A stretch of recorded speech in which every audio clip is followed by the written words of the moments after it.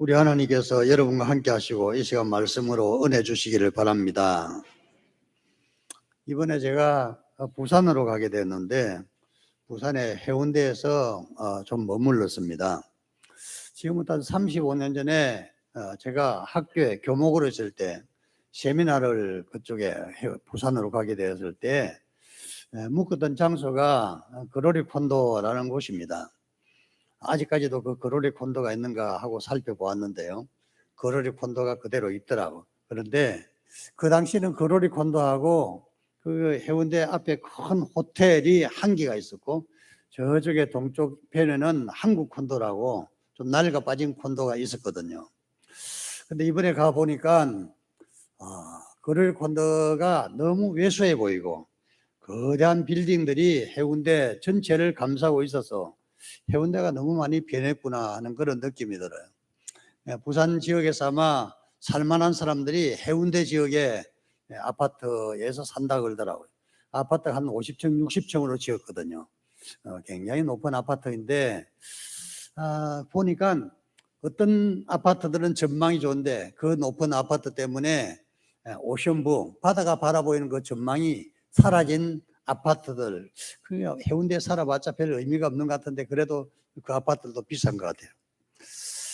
제가 보고 느낀 거는 우리나라가 굉장히 빠른 속도로 발전을 하고 있다는 것입니다. 한 30년 전에 해운대에는 고층 빌딩이 큰 호텔하고 그로리 콘도 이 정도가 큰 빌딩이었거든요. 근데 지금은 그런 빌딩들이 수십 개가 있어서 마치 뉴욕의 맨하탄을 보는 것 같았어요. 뉴욕 맨하탄에 제가 가봤는데 거기에는 고층 빌딩이요, 80층, 100층 빌딩들이 수백 개가 빌딩 숲을 이루고 있습니다. 해운대가 꼭 그런 느낌이 들어서 이 대단한 곳이구나 하는 그런 느낌이 들었어요. 우리나라 이렇게 발전한 데에는 또 성장한 데에는 하나님의 큰 은혜와 축복이 있었던 줄로 믿습니다. 한 개인이나 가정이나 국가가 하나님을 제대로 알고 섬기면 하나님의 축복을 받습니다. 금년도는 6.25 72주년 기념 주간인데 이번 주는 6.25 72주년 기념 주간입니다. 이 나라가 번영을 누리고 평화롭고 행복한 나라가 되도록 계속해서 기도해야 될 줄로 믿습니다. 북녘 땅에 살고 있는 동포들, 아직도 여전히 어렵고 힘든 세월을 보내는 사람들이 많고 또 남쪽에 내려온 모든 이산가족들도 가능하면 빨리 북쪽에 있는 가족들과 즐거운 만남이 있어야 되지 않겠나 하는 그런 생각입니다. 조금 전에 읽은 말씀은 어떤 그 해골의 이야기인데요.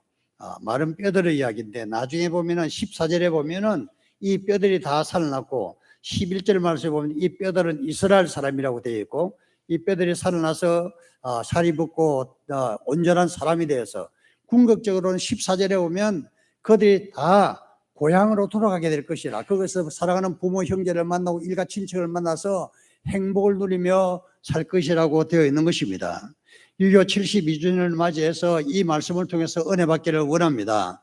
마른 뼈들을 에스겔에게 환상으로 보여주시면서 하나님께서 하시는 말씀은 인자야 이 뼈들이 살 수 있을 것 같으냐 하고 질문을 했어요. 그때 에스겔이 대답하기를 하나님께서만 아십니다. 그렇게 말씀을 드렸죠. 하나님께서는 그 뼈들을 살리셔서 온전한 모습으로 회복시키기를 원하시는 마음을 가지고 있는 것입니다. 이 시간에 우리 모든 성도님들은 이미 영적으로 살아난 성도들이라고 생각합니다. 영적으로 살아난 성도들도 과거의 어떤 한 시점에서는 영적으로 죽어 있었던 때가 있었고 우리가 하나님의 말씀으로 살아나고 하나님의 영으로 다시 새롭게 되어서 오늘에 이를 줄로 믿습니다. 아직까지도 영적으로 거듭나지 못한 성도들이 계시다면 이 말씀을 듣는 중에 영적으로 다시 회복된 역사, 살아나는 역사가 일어나기를 바랍니다. 마른 뼈들이 어떻게 살아났냐, 어떻게 다시 회복하느냐, 오늘 말씀을 통해 주시는 첫 번째 진리는 마른 뼈가 살아나기 위해서는 하나님의 말씀을 들어야 한다는 것입니다. 하나님의 음성을 들을 때 살아나게 되는 것입니다. 4절 말씀에 보면은 너희 마른 뼈들아 나 주의 말을 들으라. 내가 너희 속에 생기를 불어넣어 너희가 다시 살아나게 하리라. 이렇게 말씀하고 계세요. 하나님의 말씀은 살리는 능력이 있는 것입니다. 예수님께서 말씀하시기를 죽은 자들이 하나님의 아들의 음성을 들을 때가 오나니 곧 이때라. 듣는 자는 살아나리라. 요한복음 5장 25절에 그렇게 말씀하셨어요. 하나님의 말씀을 들을 때 죽었던 영혼들이 살아난다는 것입니다. 예수님께서 이 땅에 계실 때 죽었던 사람을 3번 죽은 사람을 살린 적이 있는 것입니다. 예수님께서 살린 그 기록들을 보면 가장 극적인 장면이 아마 죽었다가 나흘이 나서 이미 썩은 냄새가 나는 나사로를 살릴 때인 것 같습니다. 죽은 지 나흘이 되는 그 나사로의 무덤 앞에서 예수님께서 하늘 향하여 아버지여 내 기도를 항상 들으시는 것을 감사나이다. 이제도 내 기도를 들으신 줄 알아이다. 이렇게 말씀하시고 큰 소리로 나사로야 나오너라 이렇게 말씀하셨죠. 그러자 죽었던 나사로가 수의를 입은 채로 묶여 결박된 채로 나왔다고 되어 있는 것입니다. 죽은 사람들이 어떻게 살아납니까? 하나님의 아들의 음성을 들을 때, 하나님의 음성을 들을 때 살아날 수가 있는 것입니다. 이 시간도 하나님의 음성을 들으시고 하나님의 말씀을 들을 때에 우리 모든 성도들이 살아나는 역사 있기를 바랍니다. 질병에서 살아나시고 가정이 살아나시고 사업이 살아나시고 자녀들이 살아나시기를 바랍니다. 죽은 것이 다만 우리 영적인 문제만이 아니라는 것입니다. 가정들도 살아나야 되고 가족들도 살아나야 되고 기업들도 살아나야 되고 내 죽은 것 같은 육신도 살아나야 되는 것입니다. 이 말씀을 듣는 중에 이 은혜가 있기를 바랍니다. 오래전에 제가 가이드 포스트에 보니까 이런 조그만 이야기가 나와 있어요. 미국 오리건주 포틀랜드에서 목회하던 후크라는 목사님이 어느 날 아침 전화를 받았는데요. 그 지역에는 병원에서 목사님하고 다급하게 부르는 소리가 들렸습니다. 목사님 가능하면 빨리 병원으로 좀 와주시라고. 목사님 무슨 일이냐 그래 오시면 한다고. 그래서 부랴부랴 차를 타고 병원으로 30분 만에 도착을 했더니 간호사가 어떤 사람 병실로 안내를 했던 것입니다. 그 병실에 들어가 보니까 고죽게 임박한 임종 직전에 어떤 환자가 목사님을 찾는다고 목사님을 불렀던 것이었죠. 그래서 목사님이 내가 어떻게 해드리면 되겠습니까? 했더니 죽어가는 환자가 삼촌이 아무리 교회를 가라 그래도 제가 교회를 안 다녔고요. 또 제 아내도 교회를 가자 그랬는데도 제가 교회를 다니지 않았습니다. 이제 제가 죽게 되었는데 이제 저 세상 가게 되겠는데 하나님을 만날 면목이 없습니다. 제가 어떻게 하면 하나님 만날 수 있겠냐고. 그래서 후크 목사님이 당신이 나를 찾은 것은 정말 잘한 일이다. 내가 하나님 만나는 방법을 알려주겠다. 그렇게 이야기했더니 그 사람이 하는 말이 내가 살아오면서 죄를 너무 많이 지었습니다. 이 많은 죄를 가지고 하나님 앞에 가게 되면 내가 어떻게 설 수 있겠습니까? 그래서 후크 목사님이 너무 걱정하지 마십시오. 요한 1서 1장 9절에 말씀하시기를 만일 우리가 우리 죄를 자백하면 저는 미쁘시고 의로우사 우리 죄를 사하시면 모든 불의에서 우리를 깨끗게 하실 것이요 하는 그 말씀을 인용하시면서 지금 하나님께 죄를 고백하면 하나님께서 당신의 죄를 용서해 주십니다. 부른 사람이 펠릭스라는 사람인데 눈물을 흘리면서 자기의 모든 죄를 고백하기 시작했습니다. 그러고 나서 내일 다시 한번 와주시면 안 되겠냐고. 왜냐하면 그날 죽을 것 같지 않으니까. 다음날 목사님이 갔더니 상당히 얼굴이 편안해진 얼굴이었어요. 이제 돌아가서도 좋을 만한 얼굴이었는데 그날 기쁨으로 하나님의 말씀을 받고 그 다음날도 또 오시면 안 되겠냐고. 그래서 목사님이 좋다고. 그래서 계속해서 그 펠릭스 씨를 방문해서 하나님의 말씀을 전달했던 것입니다. 놀랍게도 펠릭스 씨의 몸은 불과 몇 주 후에 완쾌되어서 그 죽음의 직전에서 지옥의 문턱에 가다가 그가 회복되었던 것입니다. 그렇게 건강하게 살다가 여러 해를 더 산 이후에 어느 날 갑자기 심장마비로 돌아가셨다는 이야기를 들었습니다. 후크 목사님이 펠릭스 씨의 그 장례식장에 가서 이분의 이야기를 하게 되었는데 그때 그 장례식장에 어떤 노인 한 분이 나타나서 목사님 저를 알겠습니까? 하고 질문하는 것이었어요. 그래서 잘 모르겠다 그랬더니 사실은 이 펠릭스 씨가 죽어가면서 목사님을 불렀을 때 제가 바로 그 옆 병상에 있었습니다. 사실 저도 죽어가고 있었죠. 근데 펠릭스 씨가 말씀을 받을 때 목사님의 전하는 그 말씀을 저도 들었습니다. 목사님 펠릭스 씨를 낚으셨는데 나는 목사님의 건물에 스스로 들어갔습니다. 목사님은 원 플러스 원을 하셨습니다. 그렇게 말씀했어요. 그이도 목사님이 하시는 그 말씀 만일 우리가 우리 죄를 자백하면 저는 미쁘시고 의로우사 모든 불의의 소리를 깨끗게 하실 것은 그 말씀을 믿고 그 모든 죄를 고백하고 용서를 받았다는 것입니다. 그도 죽을 병에 살아나서 목사님 앞에 기쁜 마음으로 간증하는 것을 들었던 것입니다. 여러분, 우리의 죽어가는 영혼들은 하나님 음성을 들을 때 살아날 수가 있는 것입니다. 이 시간 마음속에 깊은 절망과 좌절을 가지고 계신 성도들이 계시다면 하나님의 음성을 들으시기를 바랍니다. 죽은 자들이 하나님의 아들의 음성을 들을 때라 오나니 곧 이때라 듣는 자는 살아날라. 이 말씀이 여러분이 주시는 하나님의 음성으로 들려주시기를 바랍니다. 하나님의 말씀을 들을 때 우리의 영혼들이 죽었다가 살아날 수가 있는 것입니다. 두 번째로는 어떻게 하면 죽었던 뼈들이 마른 뼈들이 살아날 수 있느냐 하면은 성령의 역사로 다시 살아날 수가 있는 것입니다. 오늘 말씀 에스겔 37장 5절에 보면 주 여호와께서 이 뼈들에게 이같이 말씀하시기를 내가 생기를 너희에게 들어가게 하리니 너희가 살아나리라 이렇게 말씀하셨어요. 생기를 명령해서 너희에게 들어가게 하겠다. 그 생기가 너희들을 살릴 것이다. 생기라는 이 단어가 구약 성경에서는 바람, 숨, 영, 생기 이런 식으로 번역되는 루아라는 단어입니다. 루아라는 단어를 신약 성경에서 번역할 때는 그리스어로 번역할 때는 푸누마라고 번역하는데 그 푸누마를 우리말로 번역할 때는 성령으로 번역합니다. 즉 이 생기는 성령이라는 것이고 성령이 죽은 그 뼈들에게 들어갈 때에 그 뼈들이 마른 뼈들이 다시 살아났다는 것입니다. 여러분, 성령께서 우리 마음에 들어오시면 우리가 성령을 마음속에 영접하게 되면은 죽어가던 내 영혼들이 살아나고 성령께서 우리 몸속에 들어오시면 우리 죽을 몸도 살리실 줄로 믿습니다. 사람이 영적으로 죽게 되면 그 육신도 어려워집니다. 죽어가는 육신도 하나님의 성령의 감동과 성령이 그 마음속에 오시게 되면은 죽어가는 육신도 연약한 육신도 병든 육체도 제대로 회복되는 것입니다. 이 은혜가 우리 모두에게 임하시기를 주님 이름으로 축원합니다. 일본에 모리타 요시츠쿠라는 목사님이 계신데 이분은 14살에 뇌에 암이 걸렸습니다. 뇌의 깊은 곳에 암이 붙어서 수술이 불가능한 상태였다고 합니다. 아무 치료도 못한 채 종양이 점점 커지자 참기 힘든 두통과 팔다리와 얼굴이 마비되고 두 눈도 보이지 않게 되었습니다. 잠을 자고 싶어도 눈이 감기질 않아서 잠을 자지 못하기 때문에 테이프로 눈을 이렇게 찝어서 붙여야만 잠을 잘 수 있는 그런 공공한 처지가 되었습니다. 그런데 죽을 날만 기다리고 있는데 어느 날 그 누님의 친구가 예수를 잘 믿는 누님의 친구가 방문을 하면서 설교 테이프를 하나 가져와서 이 설교 테이프를 한번 들어봐라. 그렇게 해서 설교 테이프를 듣게 되었습니다.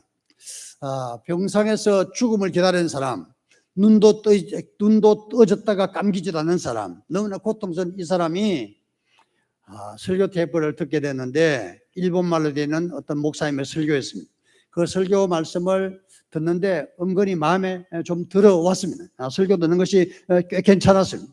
그래서 24시간 그 설교 말씀을 듣고 또 들었는데 한 말씀을 또 듣고 또 듣고 또 듣고 반복해서 들었는데 자주 나오는 말씀이 무슨 말씀이냐면은 제가 채찍에 맞음으로 저희가 나음을 얻었다 하는 그 말씀을 계속해서 듣게 되었습니다. 그래서 그 말씀이 마음에 들어오고 그 말씀을 외우고 제가 채찍에 맞음으로 너희는 나음을 입었다니 그 말씀이 계속해 들려왔습니다. 교회 나와본 적도 없고 어떻게 기도하는 것도 모르는 이 모리타라는 분이 하나님 앞에 기도하기를 저를 낫게 해주시라고. 그 성경에서 보니까 생기를 명령하여 그 몸에 들어가게 되면 그 몸이 다시 살아나는 그 말씀을 보고 기도하기를 하나님 내 눈에 생기를 넣어 주시옵소서, 내 눈에 생기를 넣어 주셔서 낫게 하여 주시옵소서. 그러면서 나의 눈은 주님의 능력으로 낫게 될 것이다 믿습니다. 그렇게 기도를 하고 또 했습니다. 그런데 놀랍게도 그 다음날 눈이 보이기 시작했습니다. 원래 실명 상태에 눈이 보이기 시작했던 것입니다. 그래서 눈이 보이는 이후에는 기도 잘 들리고 그리고 손발이 마비된 그 손발도 다시 풀어지기를 시작했던 것이죠. 제가 채찍에 맞아보러 너희가 나음을 얻었다는 이 말씀을 가지고서 계속 붙들고 기도했더니 하나님의 능력이 임하는데 이제 드디어 하나님의 영이 그를 지배함으로써 하나님의 영이 그의 눈에도 들어가고 하나님의 성령 생기가 그의 팔다리에 들어가고 그의 몸에도 들어가고 그의 머리에도 들어가서 얼마 있다가 6개월 만에 이분은 암이 완전히 나았던 것입니다. 그 몸에 더 이상 암덩어리가 없어져 버렸습니다. 암이 사라져 버렸습니다. 그러나 너무나 감사해서 신학을 공부하고 목사님이 되었던 것입니다. 지금까지도 그분은 건강히 잘 살고 있습니다. 하나님께서 함께 해주시면은 우리의 육신의 질병도 하나님의 성령의 능력으로 치료되고 회복되는 줄로 믿습니다. 죽었던 뼈들이, 마른 뼈들이 하나님의 생기가, 하나님의 성령이 거기에 임할 때에 다시 살아나서 큰 군대가 되고 그들이 다시 고향으로 돌아가는 것처럼 하나님의 은혜가 임하면, 하나님의 성령의 능력이 임하면 우리의 죽었던 육체도 살아나고 우리의 질병에서도 해방되고 우리의 모든 것이 회복되는 역사가 일어나는 것입니다. 성령께서 여러분 속에 활동할 수 있도록 기도하시기를 바랍니다. 성령께서 활동하실 때 우리가 기도할 때, 간절히 기도할 때, 뜨겁게 기도할 때, 열심히 기도할 때 성령이 임하는 것입니다. 성령께서 임하셔서 죽었던 같은 우리의 모든 삶이 살아나고 회복된 역사가 일어나기를 주님 이름으로 축원합니다. 세 번째로 하나님께서는 그들이 살아나서 다시 행복을 누리게 하기를 원하시는 것입니다. 여기 오늘 말씀에 유심히 보면 그들이 나를 여호와인 줄 알리라. 죽었던 사람들 다시 살리시는 하나님의 목적은 그들이 나를 하나님인 줄 알게 될 것이다, 이 말씀을 하시고 14절에 보면 그들이 다시 고향으로 돌아가게 될 것이라, 그 말씀이 있어요.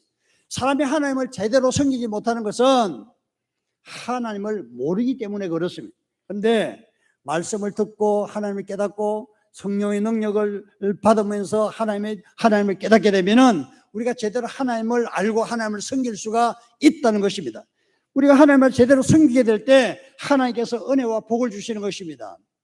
살아가면서 우리는 행복을 추구하며 살아가는데 하나님께서 이스라엘 백성에 주시는 행복은 다시 고향 땅으로 돌아가서 부모 형제와 일가 친척들이 오손도손 살게 하는 그 행복을 주시겠다고 말씀하고 있는 것입니다. 생각을 해보면 사람이 행복이란 것이 무엇일까 생각을 해보면은 우리가 추구하는 모든 것들이 정말 행복한가 하는 질문을 할 수가 있는 것입니다. 미국에 어떤 정신과 의사가 있는데 헥터라는 분이었어요. 그분은 자기 하는 일이 너무 재미가 없었어요. 병원에 앉아서 하는 일은 환자가 와서 하는 말도 안 되는 소리들을 날마다 들어주는 일이 정신과 의사의 하는 일입니다. 어떤 일들도 이야기를 들어주는 것이 주 업무인 것이죠. 그 일을 잘하게 되게 되면 환자와 정신적으로 이렇게 하나가 되어서 그 사람의 아픈 마음에 동참을 해주고 지지해주고 격려해주는 과정을 통해서 정신적으로 힘드는 사람들을 도와주는 것이 정신과 의사의 일이라는 겁니다. 근데 그는 자기가 하는 일이 행복하지 않았습니다. 도대체 행복이란 무엇일까 생각해서 그가 온 세상을 여행을 하게 되는데 맨 먼저 간 곳이 중국이었습니다. 그는 돈이 많았기 때문에 비행기에서 1등석을 탔습니다. 비행기를 타보지 않은 분들도 혹 계실지 모르지만 비행기를 타고 보면은 1등석이 얼마나 좋은지 알 수가 있어요.